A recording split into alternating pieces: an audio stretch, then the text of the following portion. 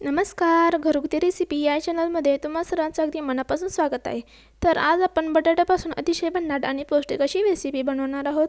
तर याचे आपल्याला काय बनवायचे आहे हे पाहण्यासाठी व्हिडिओ अगदी शेवटपर्यंत पहा. चला तर मग आजच्या रेसिपीला सुरुवात करूयात. सर्वात आधी इथे मी 3 बटाटे उकडून घेतलेले आहेत. आता हे तिन्ही बटाटे आपण सोलून घ्यायचे आहेत. एक एक करून बटाटे सोलून घ्यायचे. सकाळच्या धावपळीत आपल्याला नाश्ता काय करायचा हे जर सुचत नसेल तर हा व्हिडिओ नक्की पहा.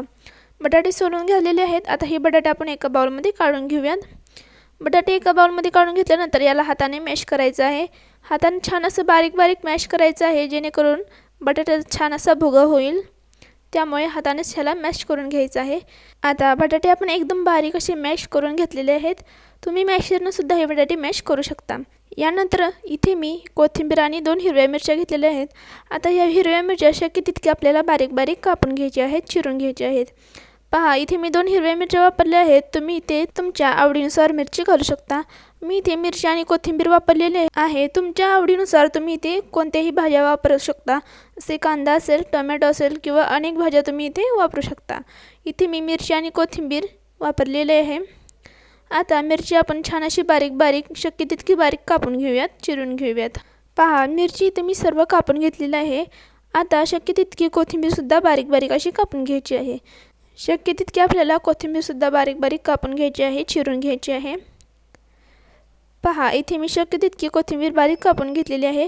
आता आपण जो बटाटा मॅश केला होता यामध्ये 2 चमचे कॉर्नफ्लोअर घालायचे, 1 चमचा हळद, 1 चमचा लाल तिखट, घरगुती काळा मसाला, धना पावडर, चवीनुसार मीठ घालायचं आणि तुमच्या घरात उपलब्ध असणारे मसाले तुम्ही यामध्ये वापरू शकता. आता 1 चमचा ओवा घ्यायचा आणि हातावर छान असा बारीक करून यामध्ये घालायचा. ओवा घातल्यानंतर आपण बारीक केलेली हिरवी मिरची घालायची आणि भरपूर अशी बारीक केलेली कोथिंबीर यामध्ये घालायची. आता हे सर्व मसाले आपल्याला बटाट्यामध्ये मॅश करून घ्यायचे आहेत. हातानेच याला छान असं बारीक बारीक मॅश करून घेऊयात, जेणेकरून बटाट्याला भाज्या आणि मसाले छान अशी लागले जाईल. पहा, मळून घेतल्यावर याचा गोळा तयार झालेला आहे. यानंतर आपल्याला ह्याचे बारीक बारीक असे गोळे बनवून घ्यायचे आहेत, बॉल्स बनवून घ्यायचे आहेत. पहा, थोडं थोडं करत याचे मिश्रण हातावर घ्यायचं आणि याचे छान असे गोलसर बॉल बनवून घ्यायचे आहेत. पहा, छोटे छोटे बॉल्स आपण याचे बनवून घ्यायचे आहेत. आता इथे मी तुम्हाला बॉल्स बनवून दाखवते. मी इथे बटाटे 3 वापरले आहेत आणि इथे भाज्या, मिरची आणि कोथिंबीर वापरलेले आहे. तुमच्या हिशोबाने तुम्ही बटाटे, भाज्या किंवा मसाले यांचे प्रमाण तुमच्या हिशोबाने तुम्ही कमी किंवा जास्त करू शकता. तर पहा, इथे मी सर्व बॉल्स बनवून घेत आहे.